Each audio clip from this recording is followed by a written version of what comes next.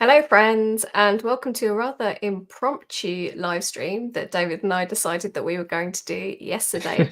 Now, this is after we've had a lot of feedback from you recently that some folks wanted some video demos and examples that go beyond the basics of XState. So, if you're here, hopefully you're feeling familiar with the very basics of XState. If not, we've already got a great webinar for you on YouTube, and I will make sure that I link that in the description. Uh, just before we roll into who we are, I'm just going to say that if you have any questions that you want to ask us live, we are actually here live in person, unless you're watching this, the recorded version, in which case we wouldn't be. But you can ask us questions live on YouTube, on Twitch, and on LinkedIn, and they just show up. So I can give you an example here. Cedric says, "Hello, guys," and we say, "Hello, Cedric." So we can answer your questions live. If you have them, if there's anything that is unclear or you need any further explanation, just let us know. So I'm Laura, and I do advocacy and education for Stately, but the person that you really want to hear from today is you, David. And why is that? I'd much rather hear you, but I'm David, the founder of Stately, creator of XState. So there is no better person to learn more about XState, and today we're going to focus on actors, aren't we? Yeah. So actors, when we released XState V5, we said that its primary purpose was basically to be an actor model first, I guess, state management orchestration framework or library, whichever one you want to consider it as. And one of the confusing parts has been just this whole idea of actors. So I want to make I want to call it a simple example. It goes definitely beyond the basics, which I'm sure you all are looking for. So we are actually going to make a small example today. And I just want to jump right into it. We're going to be designing it with the studio because Stately Studio allows me to be lazy. I don't want to code up all of this state machine stuff. So we're just going to do it over here. My inspiration for this is a while ago. I once hung out with some friends, and there is this thing called a wine room where you could actually insert a card which has credits on it, and you could dispense wine. However, it being the winter time, we're going to adapt this and make it sort of a hot cocoa dispenser because who doesn't like hot cocoa? So I'm going to call this like cocoa or chocolate or whatever. And here is how this is going to work. Now, we're not using actors at first right now. We're just modeling basically from a user perspective what is what's going to happen. And let me zoom in a little bit more so that you could hopefully see that. Is that readable? Yeah, that looks pretty good. Maybe if you could do one zoom in on the browser zoom, it would make the Oh, UI easy to see as well. there we go. Okay, Nice. so imagine this. Let's say that you're at, a winter lodge or a restaurant, or actually they wouldn't have these at restaurants, but and you're taken to this machine, and it's a cool machine where it allows you to dispense cocoa. So we might be in the idle state, and then this isn't just a press button get cocoa. Obviously, you have to have a card with credits so that you could get your hot cocoa.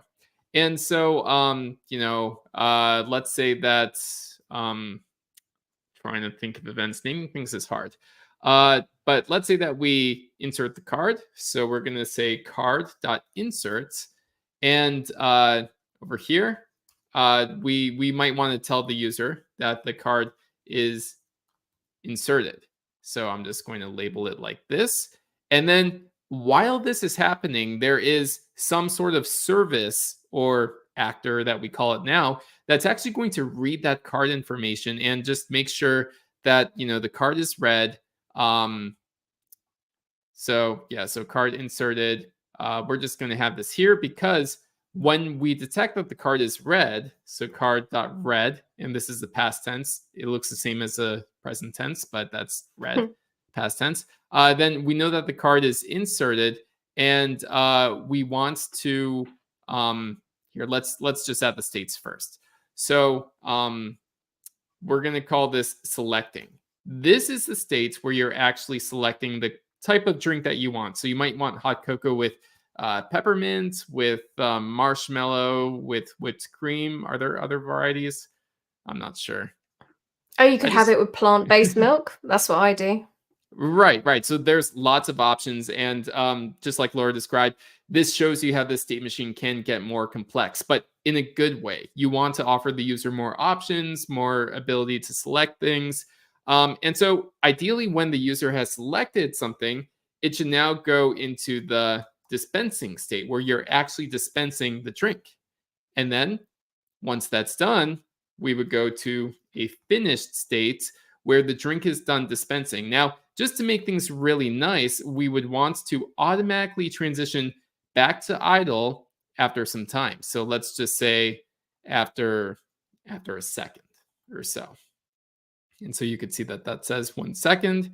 Okay, so we're going to say that when we're going to have a dispenser, and so that dispenser is going to tell us when I am done dispensing, tell the machine that we're finished. Um, and so, likewise, from selecting, I'm sort of doing this out of order, but let's just call this user.select. And this is when they make a choice. Then we are dispensing the drink. And when the card is inserted, we can only go to the selected state if the card is valid. Now, if it's I think not this is valid, quite a cool way of modeling to work from the end and work your way backwards. I think that works quite well. yeah, yeah, and this just sort of gives you an idea of how I would model things like this, where I would sort of start with the states. You could definitely start with the events too, but the way that I'm picturing this machine working, there's different. You could think of it as different screens, like the user's either selecting something, or they're waiting for it to dispense, or the card is inserted and they're waiting for the card to be validated, in that it has enough credits so that you could actually move on to selecting. Now, of course, you might want to handle errors. So, like if the card dot not enough credits, then we would go to error, show an error message, and then after a second, we would just go back, or after 500 milliseconds, just go back to idle. This is a bit messy, so I'm going to right click and click auto layout and get a Love it. much nicer layout over here. Mark this as green just so that we know where our error states are and where our finished states are. So this Just is our before you basic. go to the Yes. next step, David, Eric's asking, what is this oriented programming-ish dot syntax for events? Yeah. So this is just sort of a convention, but sort of a built-in thing to XState, where you could actually do wildcard events. You could say card.star. If you want to do that, then it makes things a lot easier. Just for certain use cases. For example, if you want to handle every single card dot whatever event, then XState has, it's called partial events descriptors, and it allows you to do that. By the way, a tiny new feature, sort of a hidden one, is that when you make a selection and you press Shift 2, you could just instantly zoom to that selection. So that's extremely helpful, at least for me. I like doing that. Yeah, you can also right click to do it, and you can also do it from the structure sidebar for the panel, which is pretty handy too. Mm-hmm. Yeah. So inserting the card, that is a user action. So I'm going to just mark that as pink. And also selecting, that's also a user action. So I'm going to rename this to user.insert card. And so we have card.red. This is actually going to be, let's make this orange. The orange events come from the card. So, we have this card, not enough credits. And you're going to see why I'm designing this in the studio in a minute. So we have, actually, I'm going to make another state. You all wanted a complex example, so I'm definitely giving you a complex example. And we're going to move this user select to ready to dispense, because the dispenser, it's not going to immediately start dispensing. It needs to do a few things. It needs to check, is everything working? Are all systems go? Do I have enough power? Do I have enough of the milk, the cocoa, all of the ingredients? So a dispenser is actually more complex than you might think, especially in this scenario. So when it's dispensing, So when it tells our machine that it's dispensing, then we could actually show that to the user and say, hey, don't move your cup or otherwise you're going to get your hand burnt or something like that. So you could tell that all of this is impromptu. I'm just talking. No, it's great. Makes perfect sense. All right, so let's auto layout that again. All right, so much better. Okay, so yeah, we could see that we have our user events over here, our card events over here, and then these dispenser events over here, which I'm actually going to change the color just because I want a little bit more contrast. All right, there we go. So we have this. I promised you we would talk about actors. So let's just go ahead into that. There's going to be 3 actors to be concerned with over here. The first one is actually this root actor. And actually, I'll draw it out over here.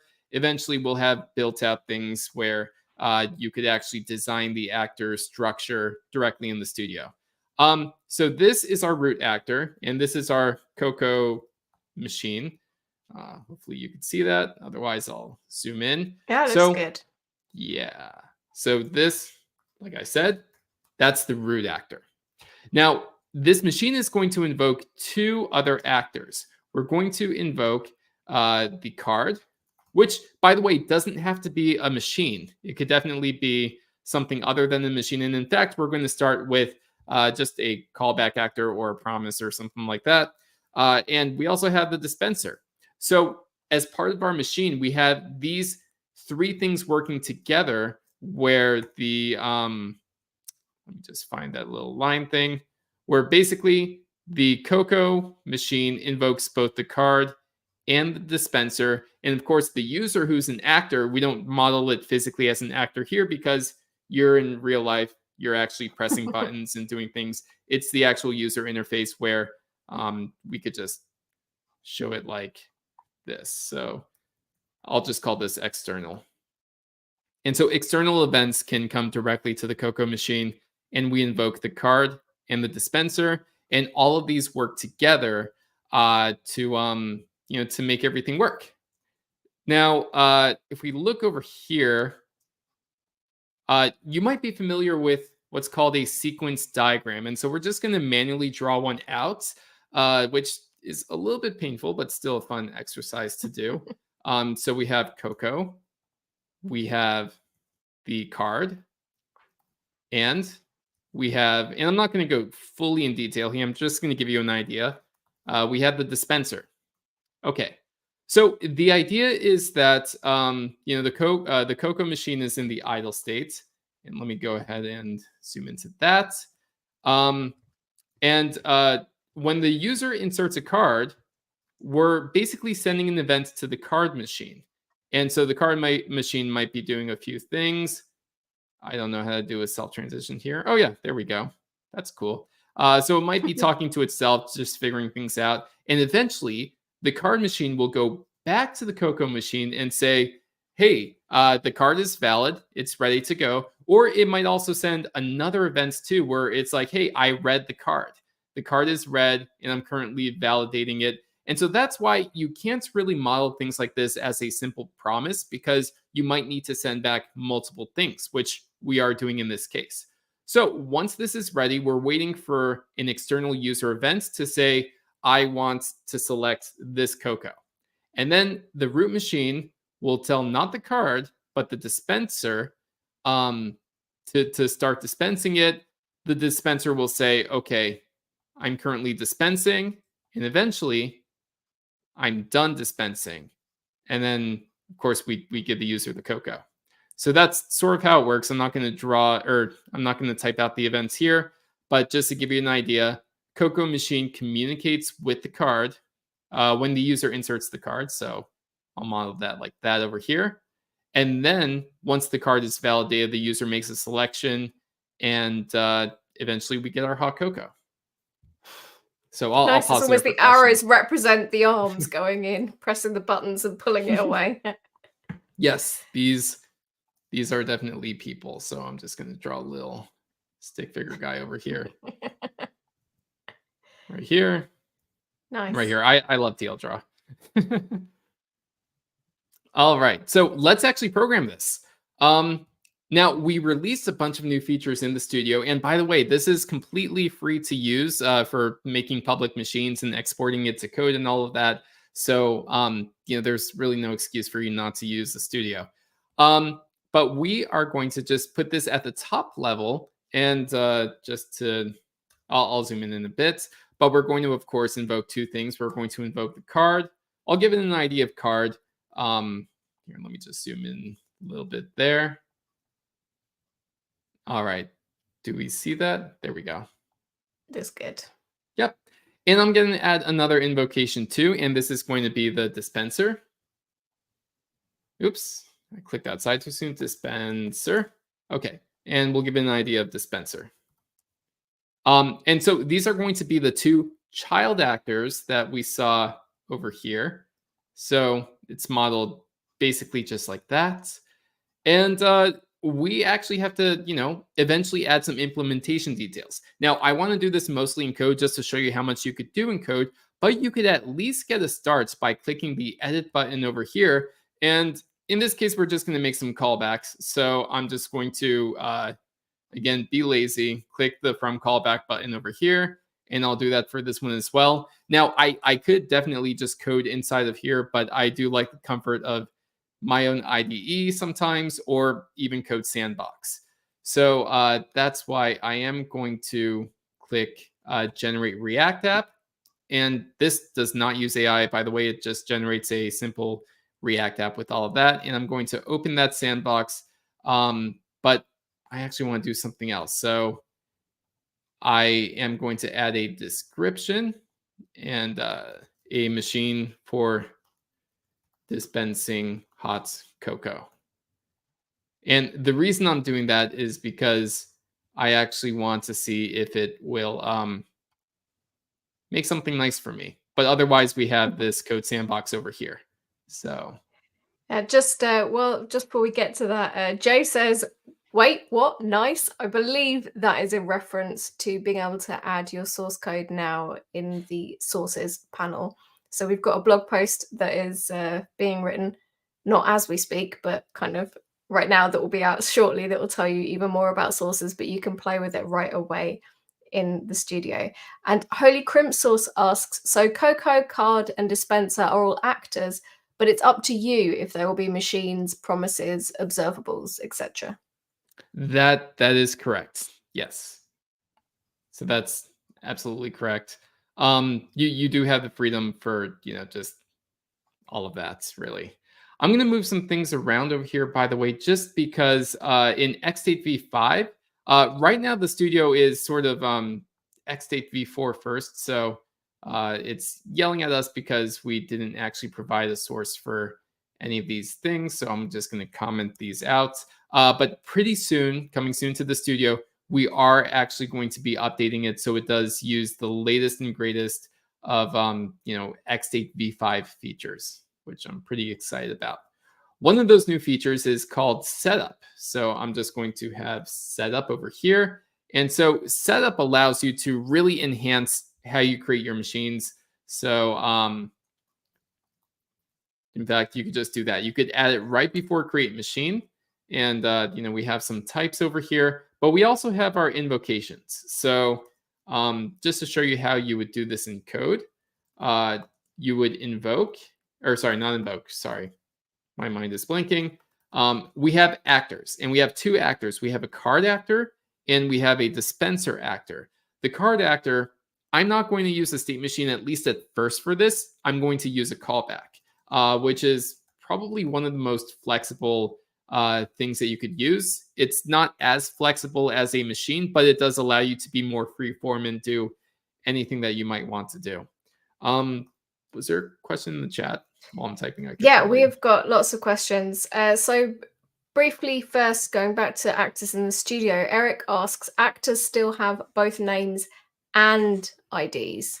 And Cedric says, it could be nice to set the ID and source of the invoke with the same name, perhaps. I always copy paste the source to the ID too. Is there any case where you might have your ID and source be different?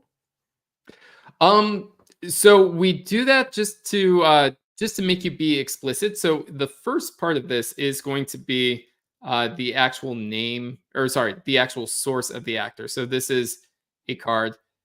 The thing is that you can definitely have another card. And then how do you differentiate between these two kinds of actors? Or you might have one state that's invoking one thing and another state that's invoking something else. Just to give you a real quick example. Wow, I have way too many machines over here. Um, let's say that you have, oops. Yeah, there we go. Let's say that I'm just going to make this a parallel state. And let's say that in this one, you want to invoke key down, and your key down might be listening for like a space bar or something. And then you do want to do the same thing over here. So the problem with naming both of these key down is that they're both going to overlap each other, or overwrite each other, even worse, and respond to the same events, etc. So this is actually no good. So that's why you want to do this like key 1 and then key 2, because they're both being invoked at the same time. So hopefully that makes sense. I'll definitely add Yeah. more documentation to explain that a little bit more, but Yeah, yeah. no, clarity is important, and that does make sense. Yeah. We have someone here that asks, when I invoke the same actor from multiple states, can I assign a different input for each of them in the editor? Very soon. That's something that we are going to be releasing soon, just like you could do with actions. So if I, Yeah. for example, add an entry action, blah, you could now add parameters to it. And pretty soon you're going to be able to do the same thing with actors and add input to it too. Just to show you what this looks like with actions, if I do message hello world, then in the code, that is going to show over here in the params. So blah, and then we have our params with the message of hello world. You're going to be able to do that soon with invokes too, or invoked actors. Great. And Dean asks, rather than invoking child actors, how would you spawn child actors in the studio, or should you always invoke them? I would say that you can't do that right yet, but you actually technically can't. So let's do spawn something. What you would do is you would edit the action source, and it's not included here, but if you export default spawn child, which is an action from XState, then you should be able to, um, let's just do create machine, whatever, give it an ID of something. And so this is actually going to show up in the code, hopefully, where, yeah, we have type spawn something, and then our actions are going to be that spawn child and create machine. And that is, oh, it should be imported from XState, but we don't detect spawn child just yet. That's part of our future work that we're working on, with getting full XState V5 parity in the studio, feature parity. So yeah, that's going to be coming soon. It's just going to be a button that you click, and then you could just spawn it just like any other action. I'm just going to do a little office hours style reminder here that, folks, if these are features that would really help you in your work, we'd love to know about it. And if you go to feedback.stately.ai, you can request features and upvote other people's feature requests, which will really help us prioritize what we're working on if we know how important it is for you. We have a couple more questions here. Hinogi asks, can we have an on-premise self-hosted Docker container for the studio? You absolutely can. So if you go to Stately AI/pricing, we do have an enterprise plan where you could contact us about it.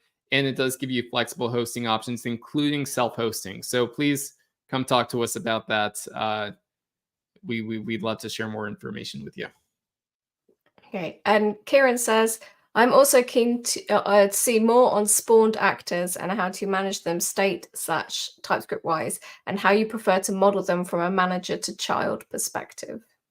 Yeah, and I could definitely give a quick example once we're done with this example. So just please remind me at the end, and I'll definitely get to it. Great, I'll make sure I make a note of that. One more question, sorry, from Brandon, who says, okay, so for params for actions and input for actors, events are any payload? Anything you want. So they go directly on the event object. Great. Mm-hmm. And another one, regarding input from the editor, can the input be defined as a function or just a key value? Yeah, you could definitely define input as a function. So just to give you an example, I have this card actor, so I'll just uncomment this out. Right now, this input could be, I mean, let's take a card number, for example. So card number, and this is going to be whatever, but that's a static value. You could definitely, and this is more useful when you're invoking in states, but let's say that we have, do I have context down here? No. So I have to add it. So context, card number 1234, which is my actual card number. So please don't use that. But this could be a function. So we could grab that from the context. And so card number, context dot card number. You could do it like that. They've just clarified I meant be able to define it from the editor as a function. Not quite yet. We are working on that, so you could do it there. Our priority this month is getting the extension up to date so that you basically can. It's going to be the same thing as having the editor on the, or sorry, the stately editor on the right and your code editor on the left, and then you could just add it directly to the code editor, which honestly is a much better experience than trying to do it in a low-code way anyway. Yeah, it's there's only so many input boxes you want to be entering code into. Exactly. All right, so let's actually fill these out. So we're going to use two callback actors just because it's simple enough to do. And this callback actor can receive an event. So receive event. And so let's say that, going through our states again, we have user insert card. And in this state, we actually want to tell our card actor that something happened. So we could just have a send to action. And for some reason, TypeScript never works in here. But so sorry Sent to about challenge that. you. No temptation using Copilot here. Yeah. And since we gave our invoked actor an ID of card, we could just pass that right there. And then we could send basically the card information. I'm just going to keep it simple over here. And this is just going to be type card entered. Now, if we have some time, I'll show you how to just make that dynamic, but it's really not too hard. Just like everything else in XState, you could read from the context, you could read from the event, whatever you want, and then you could just send that as part of the event. So type card entered, and the card number might come from the events.card number, something like that. Just to show you how that would work. So in the card actor, which is a callback actor, we could receive that event. So we could just say if event.type is card entered, then we could we could do some things. I'm just going to be lazy and do a set timeout over here just for example purposes. And we're going to send back the events that it expects. So sort of like a protocol. So we're going to send back card.read. And eventually, we're also going to send back card.valid. So once it read the card, it's validating the card.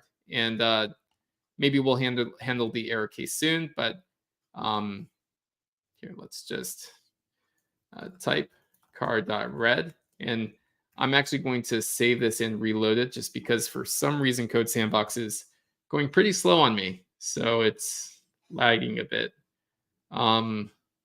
Okay, so there we go. It's going to send back cards.read. And let's do that after 500 milliseconds. And then eventually we're going to have card dot, what do we call it? Valid. So card.valid. And that is going to be after, let's say 2 seconds or so. Okay, so by the way, this is going to show expected 0 arguments but got 1. This is probably because Code Sandbox is running on an outdated version of TypeScript. It's something that if you do this in VS Code, you're not going to get these same errors. So it's just something to report with Code Sandbox. But yeah, this is our simple callback. We receive an event, and then we start doing these two things. You could imagine this actually doing some sort of process over here. All right, so let's actually try this out if everything works. So let's say that the user inserts a card. and then it's inserted and it's valid. So now we're taken to the selecting state. So we know that that works, which is pretty awesome. However, you might be wondering, like, okay, this is great, but like I'm trying to keep all of this in my head. Like this actor is talking to this actor, and then this actor is sending back events to this other actor. How can we visualize that? Well, we actually have a new inspector actually that really helps you do that. So I'm not sure if you could see that, but I'm installing Stately AI / inspect, and hopefully that loads. Because if we go here, import create browser inspector from, from Stately AI / inspect, then const inspect equals create browser inspector. And this is pretty much all we have to do. It's not going to be iframe by default anymore. And I just realized I put this in the wrong place. So I'm just going to put it right over here. This inspector is going to give you an inspector object, and one of the methods is inspect.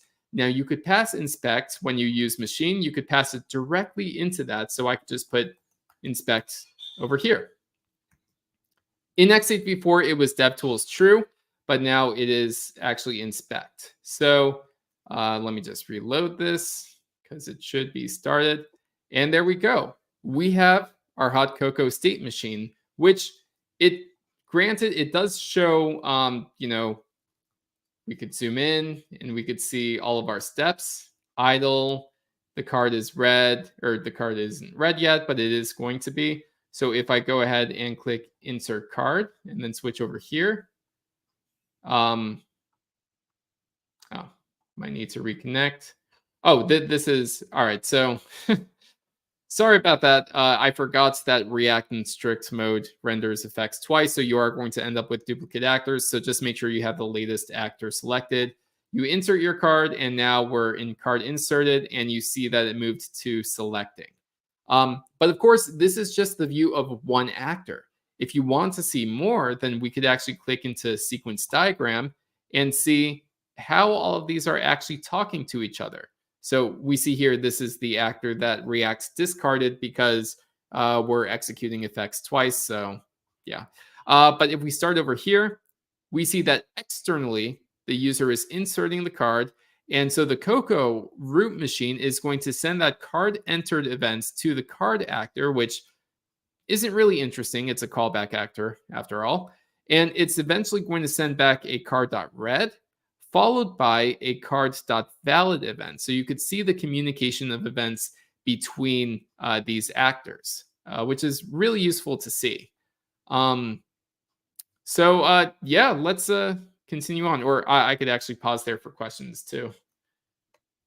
Yeah, sorry, Hanogi, you asked a question earlier, and it was, is it possible to have something like this as an array in the events? And then you said states, and then you said events. Could you re-ask the question and clarify what you were talking about? I missed the context of that. And otherwise, folks, love the inspector. And I know you also says Stack Blitz is an alternative. And yeah, you can also use Stack Blitz from the studio if you want to export from there. It's just right now, if you want to generate a React app, it's quickest to open it in Code Sandbox. Yeah, I have a love-hate relationship with both Code Sandbox and Stack Blitz. They both work amazingly, but fail in various ways. Okay, so again, ignore the red lines. TypeScript is just acting up for whatever reason. When the user.select button event occurs, we're going to go into the ready to dispense states, but we also want to tell our dispenser actor that it needs to start dispensing. So we're going to send to dispenser, and this is just going to be a simple event dispense, type dispense. Because this machine is not doing the dispensing, we're delegating that to another actor. And then we're ready to dispense. And so the dispenser is going to give us two events, dispenser.dispensing and dispenser.done. So just like the other actor, if the event is dispense, then we're going to first say dispenser.dispensing, and then we're going to say dispenser.done when it is finished dispensing. Now, you could imagine that because we have things separated out into different actors, we could handle other scenarios too. For example, we could say that the dispenser is broken, or it stopped dispensing, or it's out of ingredients, and all of these are just events that the root actor can receive. So, what I really like about state machines in the actor model is that everything is just an event. You don't have to figure out, how do I connect to this specific API? It's just, okay, this is an event that could happen. How would I handle this event? Now let's adapt this API to that specific event. Okay, cannot read the target. Oh, all right. Well, yeah, TypeScript is failing on me. That should be an action. Action send to. Okay, so I'm going to reload this. And then we're going to go back to our sequence diagram, and all as well. I'm going to insert the card, and you're going to see that the card was read, and now the card is valid. So now I'm taken to this selecting state where the user could select something, and unable to send event to actor dispenser from machine Coco. Let's just make sure. Aha, that's because we don't have an actor. So, all right. And we could probably be more helpful with those errors in the future and just guide you and tell you that. All right. So user.select, ready to dispense. It's dispensing, and then it finished, and then it goes back to idle pretty quickly, actually. So let's see exactly what happened over here in our sequence diagram. So the user inserted a card.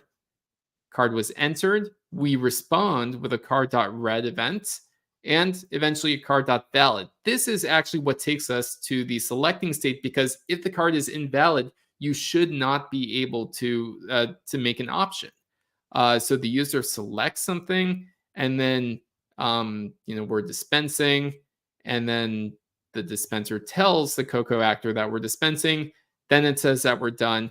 And then this Coco actor actually sends itself an event after 1 second saying, all right, we are going to go from finished back to idle so that someone else can make their hot cocoa, or the same person too. All right. So any questions over there while I check on our... Folks, here's a reminder that you can ask your questions from YouTube, from LinkedIn, or from Twitch. Cedric says, I just realized I often use spawned actors, but invoked actors could do the work too. They are still alive into the flow. I like the way of putting that. Yeah, so here's the difference between them. With an invoked actor, you're basically... it's basically like having a coworker or someone who's a member on your team. Like, they're with you for the long haul. It's like they're active, they're ready to receive instructions and do certain tasks and send you events. Spawning an actor is sort of like just asking someone for a one-off thing. It's something that's really... so just to backtrack a little bit, the technical difference is that an invoked actor lasts for the duration of the state that it's in. So it's going to become alive when it's in that state. And then once it leaves that state, it's no longer going to be alive. With a spawned actor, it's going to be alive up until you either manually stop it or the machine stops itself. So this is cool. I love seeing all the little things that it generates. Let's see. Hot cocoa dispenser. This is pretty fun. Okay, so insert card. Oh yeah, it's waiting for those events and things like that. But that's pretty fun.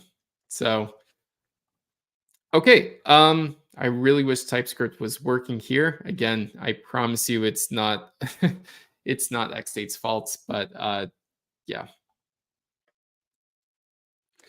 Any other questions? Oh, so Eric actually mentioned, plus you can spawn arrays of actors, and that's, not the case with invoke. Yeah, so that's definitely true.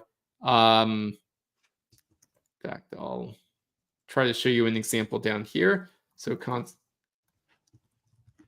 great. Well, we'll cut that in post. All right.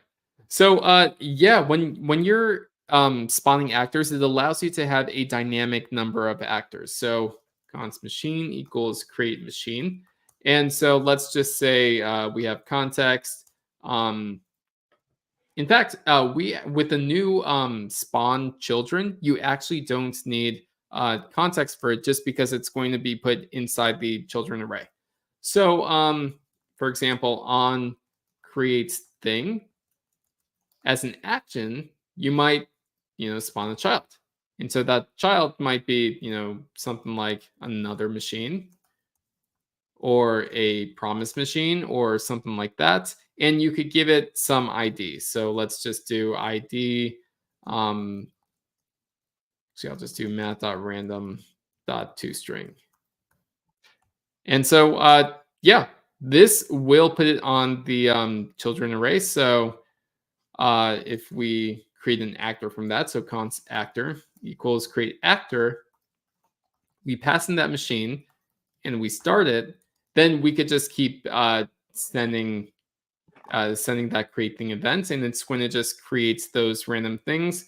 So in fact, let's do that. Actor.send type create thing, and let's do that a bunch of times. And we're going to console.log the actor.getSnapshot.children. And hopefully this works.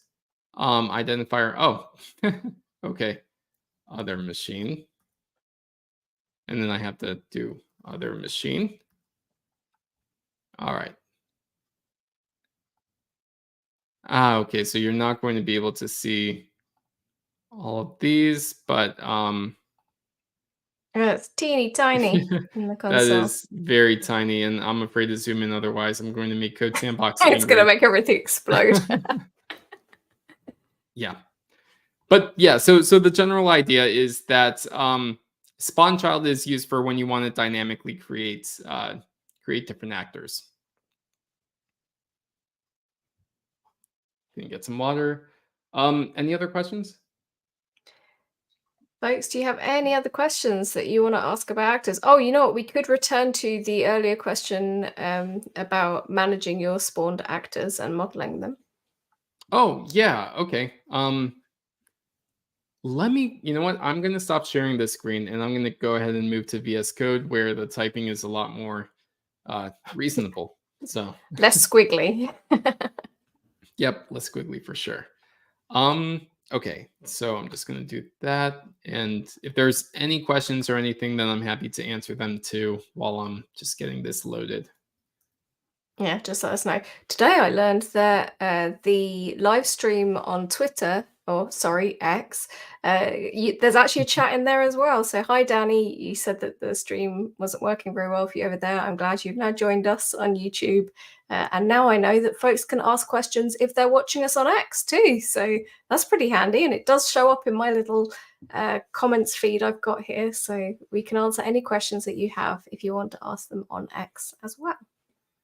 Mm-hmm. Sorry, just setting things up real quick. You're all good. All right. So that's a nice simple example. Okay, so pardon my messiness with VS Code, but I'm going to just go ahead and share a different screen now. And that's going to be, where is it? Where is it? Too many tabs opens always the way. Too many windows, too many tabs. Way too many tabs open. But do you see the counter machine? Here we go, looking good. Okay, awesome. All right, let me just move things around. All right, now this should be a lot better with typing as well. This is actually one of the examples in the XState repository, and you could see a bunch of those examples by going to github.com/xstate and looking in the examples directory. We have a bunch of them there for you.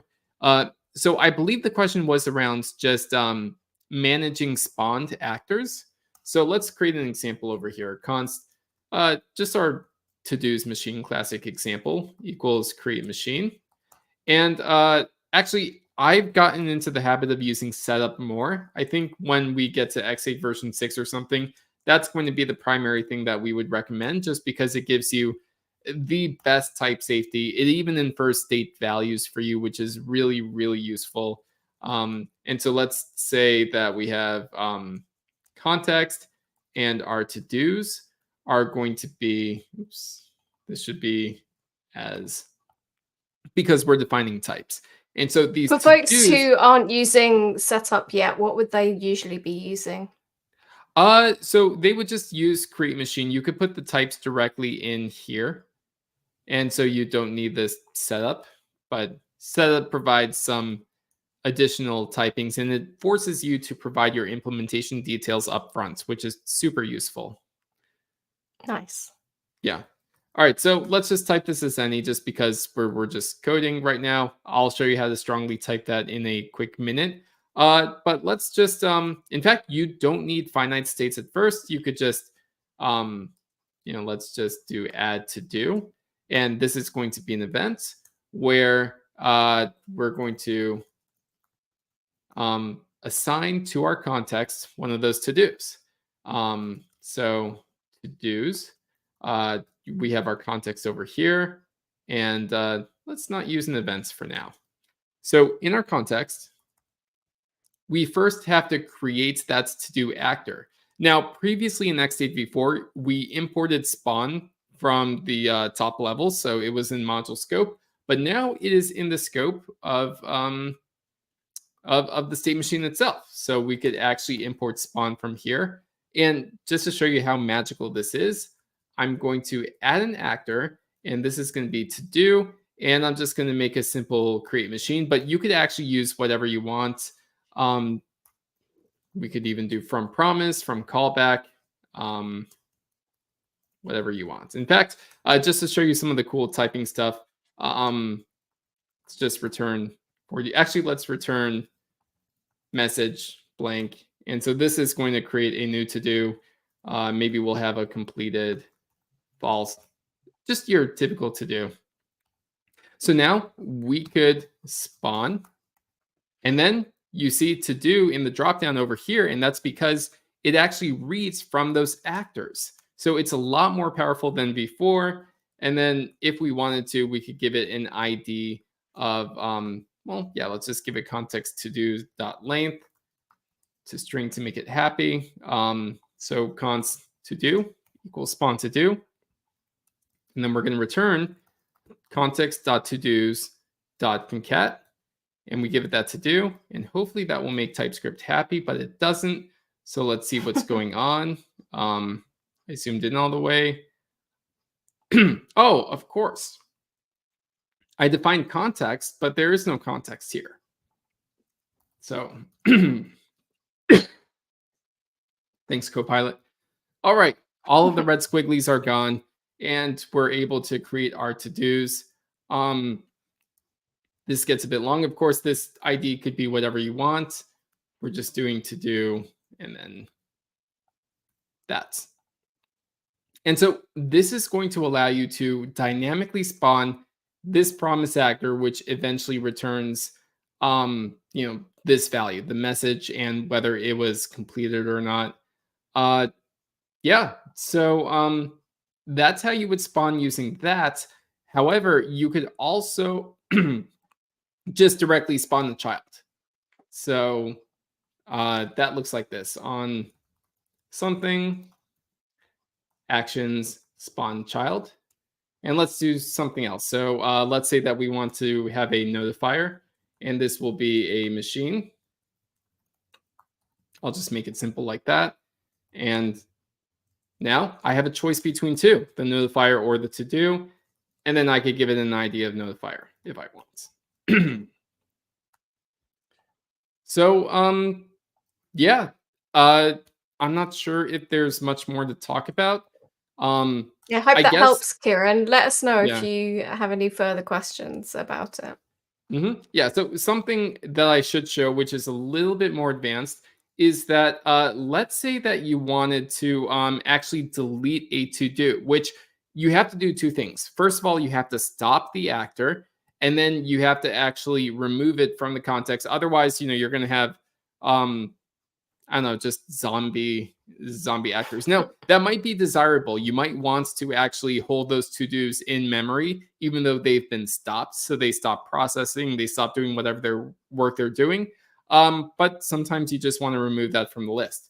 So we have a new type of action creator called on-queue actions. Now, this is powerful because you have this on-queue thing here. And then once you've set all of this up, sorry that these names are a little bit long, you actually just write normal JavaScripts. Like as long as it's synchronous, then this is going to feel very, very natural. So what we could do is actually let's grab the context as well. We could on queue dot it should have our so it does. So we could stop a child and we could stop context dot to do's 0. Well, let's say that you got it in from an event or something, but for now we're just going to stop the first to do actor, and then we could onqueue dot assign, and that looks great. So we're going to assign the to do's to context dot to do's dot slice 1. And that's it. You're not returning anything. These are going to onqueue these actions to be executed, and it's actually pretty nice.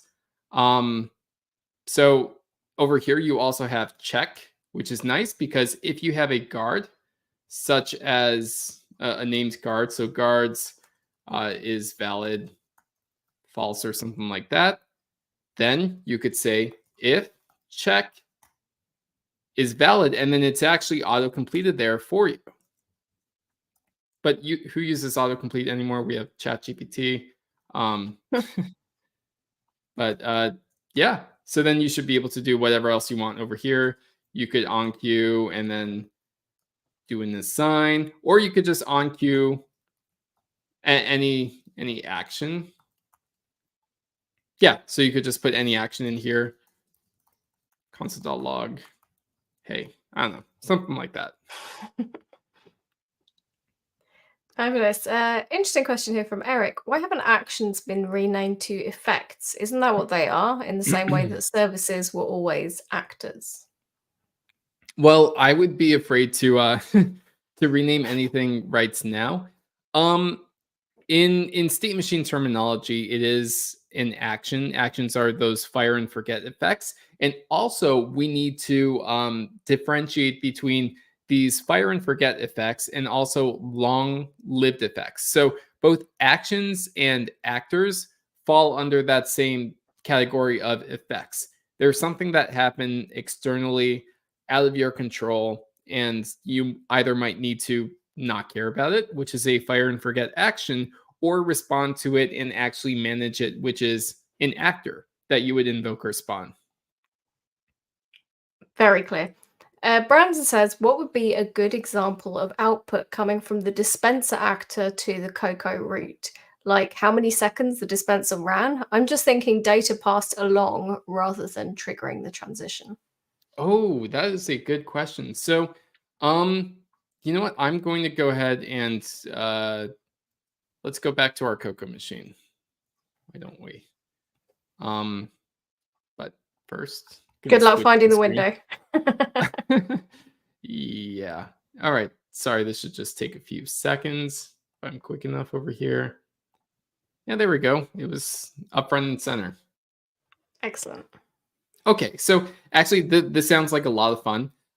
So let's say our dispenser, we actually are trying to measure, you've probably seen those fancy dispensers for coffee or espresso drinks where they actually tell you some sort of progress showing how much has been dispensed, which is pretty cool. So I'm going to enter that over here, and we're just going to make a simple set interval.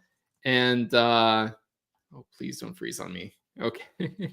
And so this set an interval, let's actually do a let's count equals 0.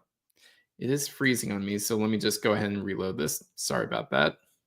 Come on, everyone, pray to the code sandbox gods.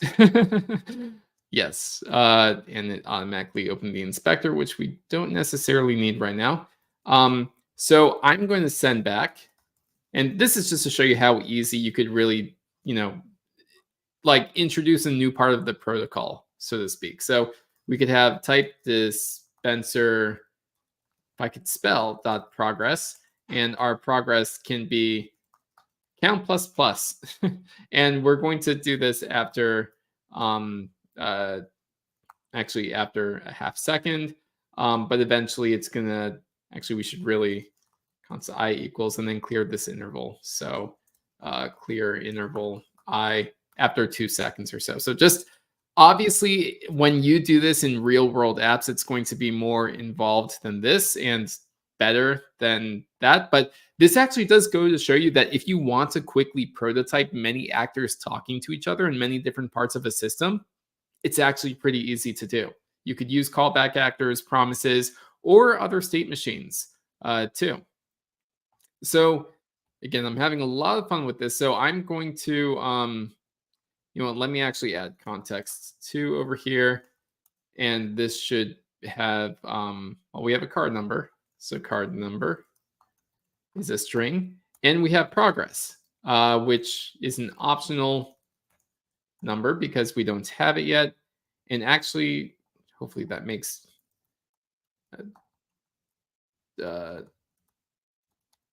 yeah, I was hoping that that would make TypeScript happy over here, but again, there's something going wrong with Code Sandbox.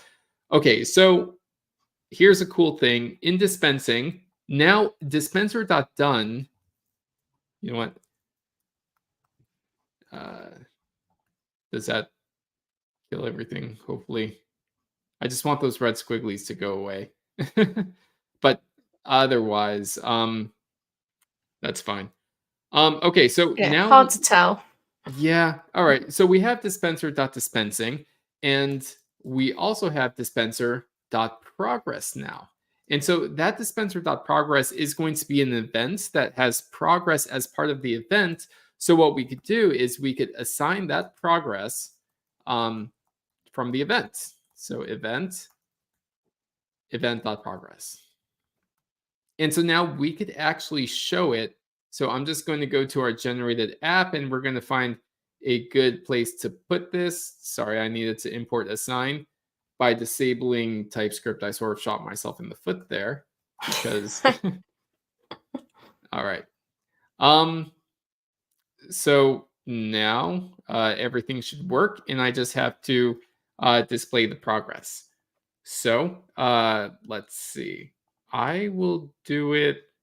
You know what? I'm going to do it over here. So I'm going to first grab that progress. So const progress, progress equals state dot context dot progress.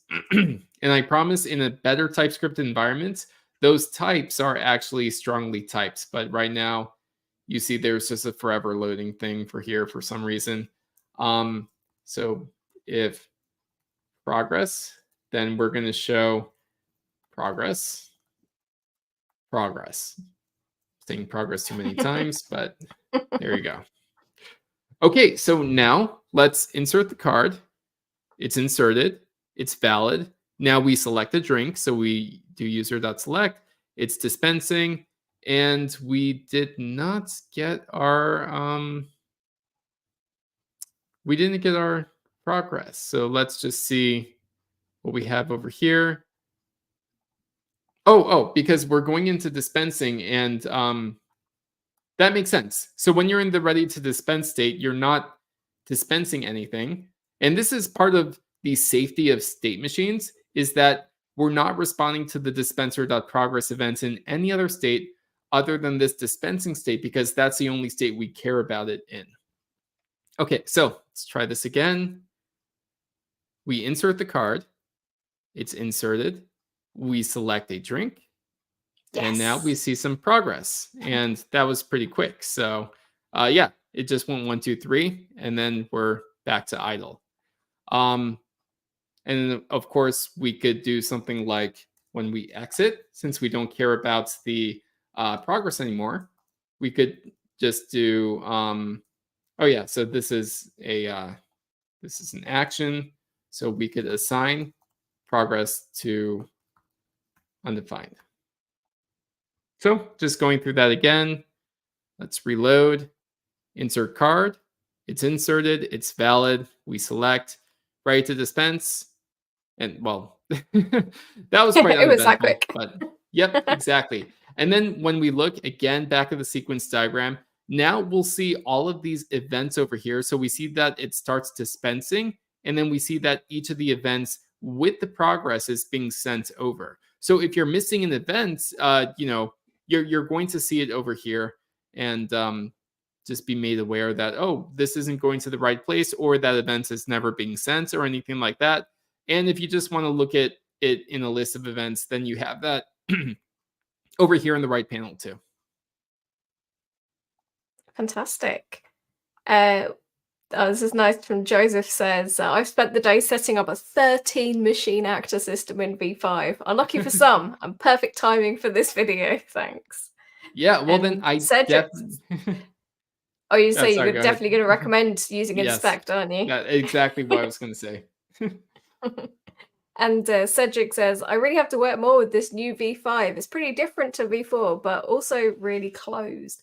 I was going to say, if you've been working in V4 and you want to look at migrating to V5, we do have really good docs on migrating. I'm just trying to find my banner. And I can't find the exact banner. But if you go to stately.ai/docs/migration, you'll be able to find all of the cheat sheet, basically, of everything you need to know to start working into V5.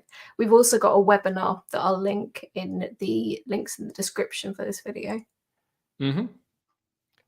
Yeah, and before we go, while we're on the topic of actors, I just wanted to share one more thing that I've talked about before, but I just wanted to reiterate, and that's that state machines, as you know, in V5 are not the only kind of actor that you can make. So I'm just going to go through them real quick. Of course, you could make a machine, but you could also make promise actors, which should be pretty intuitive.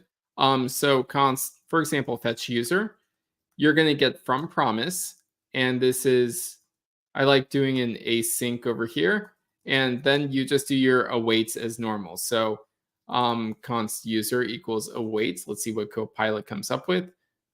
This is actually pretty cool. Gives you an example user, and then it returns the user. Now, you could also pass an input, so input, and we could strongly type that input too. So we could say input, which should be a string. Sorry. And then we could just add that input. In fact, we could be more specific. We could say the user ID should be a string. And so now this is going to be strongly typed. So input dot user ID.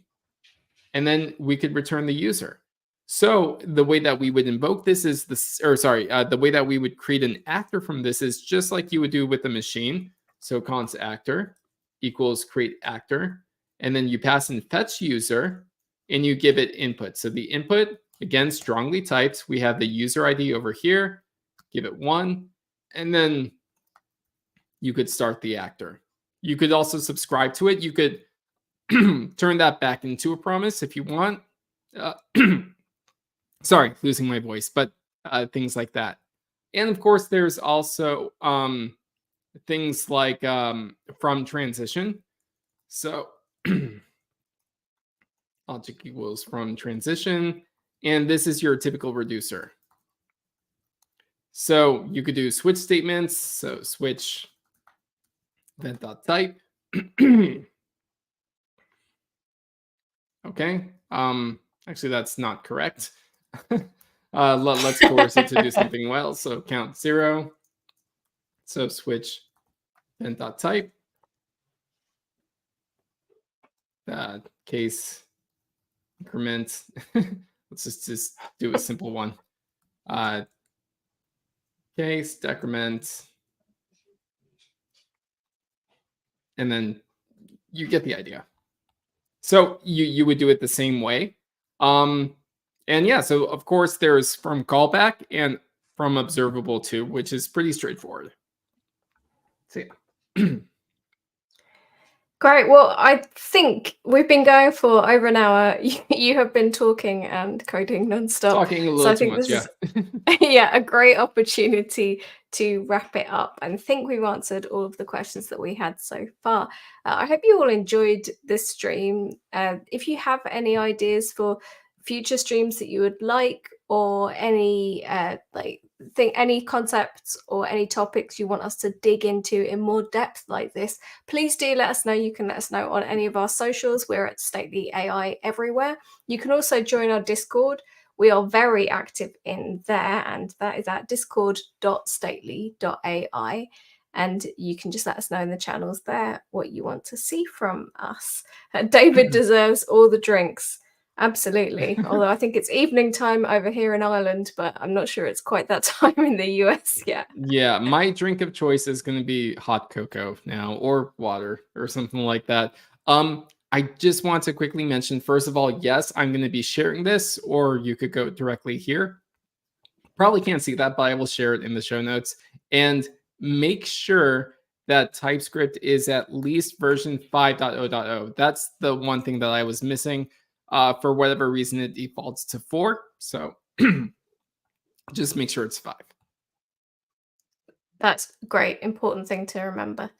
Well, thank you everyone so much for joining us. We really appreciate you being here live and you asking all of these questions and giving us your feedback. You're what make these live streams so much fun. And we will hopefully see you again very soon. Goodbye. See you all.